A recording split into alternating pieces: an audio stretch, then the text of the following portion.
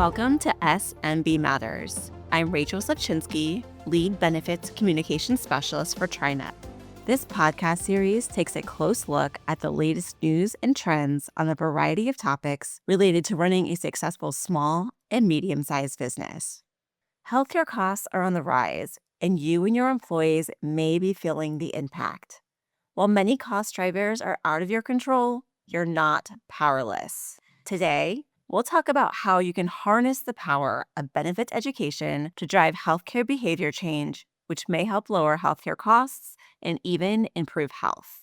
Behavior change can be hard. Think about something you've wanted to change, like adding in regular exercise. You join a gym, you get new gear, but after a few times, you stop going. We know exercise is generally good for us, but that doesn't always translate into us actually exercising. The same can be true with changing the way we choose and use healthcare. Knowing may not be enough. When it comes to any behavior change, there are barriers, things that get in the way. A major barrier for healthcare behavior change is that navigating healthcare can be confusing. It can be overwhelming, and at times it can feel like an entirely different language. Adding insult to sometimes literal injury, we're often making healthcare choices when we're already drained. When mental, physical, or emotional resources are low, we may tend to take the path of least resistance, choosing what seems easiest at the time, even if that choice may not be the most cost-effective or practical. Benefits education can help overcome some of these barriers, but first, we have to try and make benefits as a whole digestible for our employees. First thing on the agenda, help employees understand the ABCs of benefits. Do your employees know what a deductible is, or how to find in-network care, or even understand plan types? Without this basic knowledge, how can employees possibly choose or use their plans wisely? Once the basics are covered, you can begin to tackle driving behavior change. Let's look at a really common scenario. Your employee, Ted, he thinks he's a sinus infection and wants to be seen by a doctor. He remembers there's an emergency room right down the street, so he goes. 4 hours later, Ted sees a doctor and gets a prescription, and he cannot believe he has to pay $200 out of pocket for that visit.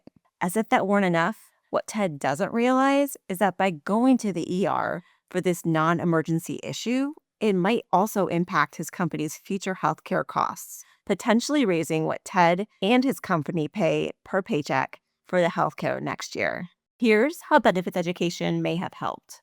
So, what if you would send a simple message letting all your employees know about their in-network care options like urgent care and telemedicine? Maybe even sending out a scannable QR code to their medical carrier mobile app so they're ready to grab quick care information when they need it.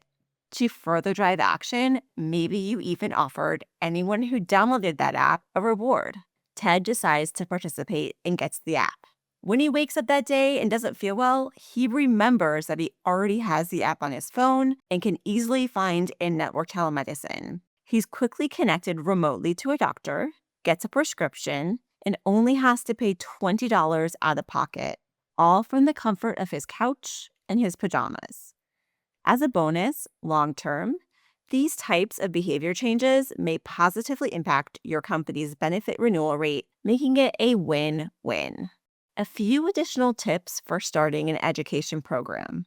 This should be a year-round conversation. Once you've covered your benefits basics and encourage your employees to download their medical carrier mobile app, consider highlighting one topic each month where employee choice may have a significant cost impact. Things like in-network care options, preventive care, and mental health. Don't forget to also highlight things that are already available in your healthcare plan, like discount programs, wellness information, or virtual talk therapy, which may indirectly impact cost and highlight the value add of your total benefits package. Keep your messaging short, simple, and to the point. Focus on one thing at a time. And don't forget, how you communicate with your employees matters. While email is readily available, it's not always the most effective. Get creative.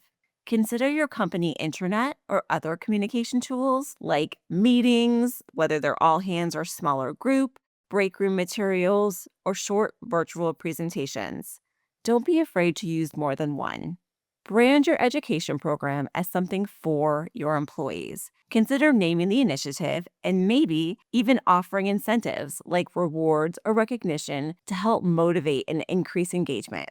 Always make sure that the incentive programs align with your company's goals and policies. Not only does benefits education have the potential to lower cost and enhance health, but this type of initiative may help your employees feel seen and heard, which is a value add that cannot be quantified. One last note, behavior change is hard and it takes time, especially when it comes to healthcare. Check in regularly and see if you're accomplishing the goals you set out to tackle. You might even ask your employees for feedback. Start small. You've got this. Thanks for listening to SMB Matters. If you enjoyed this show, please leave a review on Apple Podcasts, Spotify, or wherever you listen to podcasts. And please share it with a colleague or make sure to subscribe to our TriNet newsletter at trinet.com/insights. Also, we'd love to hear from you, so please feel free to drop us a line at smbmatters@trinet.com. SMB Matters by TriNet is committed to providing small and medium-sized businesses with timely and relevant insights.